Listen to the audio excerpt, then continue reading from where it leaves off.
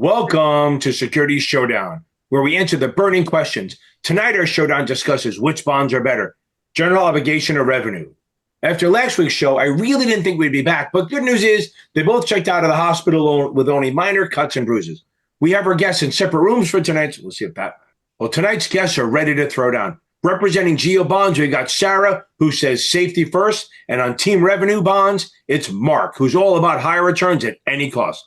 Buckle up, folks. This is going to get ugly. Sarah, let's start with you. Why are Geo Bonds the best? Because they're dependable, unlike revenue bonds, which are basically a wing and a prayer.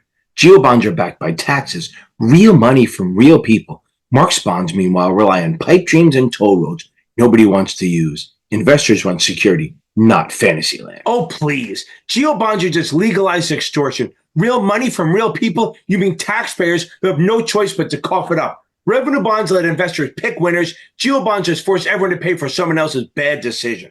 Bad decisions, like funding an airport expansion in the middle of a pandemic? At least with Geo bonds, there's no question the money will be there. Your precious little revenue bonds fold the moment reality hits. Mark, let's talk about revenue bonds. Legal opinions and feasibility studies are supposed to make them safer, right? That's right, Ken. Every revenue bond comes with a legal opinion confirming its validity and a feasibility study to show the project can pay for itself. It's called responsible investing. Geo bonds, on the other hand, skip all that because they assume taxpayers are an endless ATM. Responsible investing, please. Feasibility studies are just expensive guesswork. It's like saying this toll road will totally pay off. As long as we get 50,000 cars a day, a unicorn shows up, and it never rains. Geo bonds don't need feasibility studies because they're not tied to flaky projects.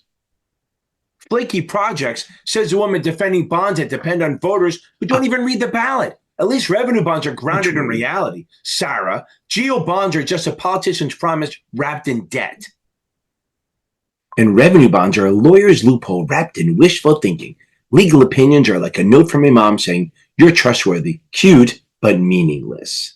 Okay, let's shift gears a little bit. Sarah, Geo bonds might be safer, but what about the debt limits and voter approval? Doesn't that slow things down a little bit? Debt limits and voter approval are there to protect people. Unlike revenue bonds, which lets Mark's buddies issue debt for every harebrained project they can dream up, Geo bonds keep things in check. No wild spending sprees here. Oh, spare me the self-righteous act. Geo bonds need voter approval because they stick taxpayers with the bill. Revenue bonds don't need that nonsense because they actually pay for themselves. And let's not even get started in AMT. Yes, some revenue bonds are subject to it, but at least they don't hide it behind property taxes. Pay for themselves? That's rich coming from you. Revenue bonds pay for themselves the way your college roommate borrowed your rent money by hoping nobody notices until it's too late. Investors hate surprises, Mark, and revenue bonds are full of it. Geo bonds are full of hot air. They're just politicians playing Santa Claus with taxpayer money. At least with revenue bonds, we know what we're getting. Real projects with real returns. Okay, time for example. Sarah, what's a Geo bond success story? Tell me a good one that you think worked out.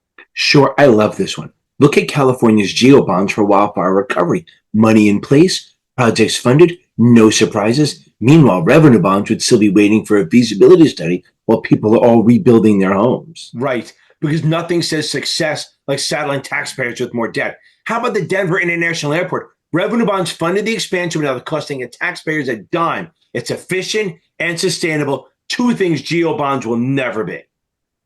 Yeah, until the next recession hits and your airport traffic dries up, then what? Geo bonds keep paying out even in downturns. Revenue bonds crumble the moment things go south. Okay, your turn, Mark. Last round, why should investors choose your bond over Geo bonds? If you want real returns and are tired of babysitting politicians, go with revenue bonds. Pick projects with strong feasibility studies and a legal opinion, and you'll come out ahead. Geo bonds for people who think low risk means low reward. And if you don't want to lose your shirt because a toll road went bust, stick with Geo bonds. They're backed by taxes, not fantasy. Revenue bonds are for people who think due diligence means rolling the dice. Better to roll the dice and let politicians gamble with my tax dollars. Geo bonds are just excuses for cities to overspend and pass the buck. And revenue bonds are just excuses for bad projects to waste investor money. At least with Geo bonds, you know what you're getting. Stability, reliability, and no lawyer's notes needed. Wow, that was intense.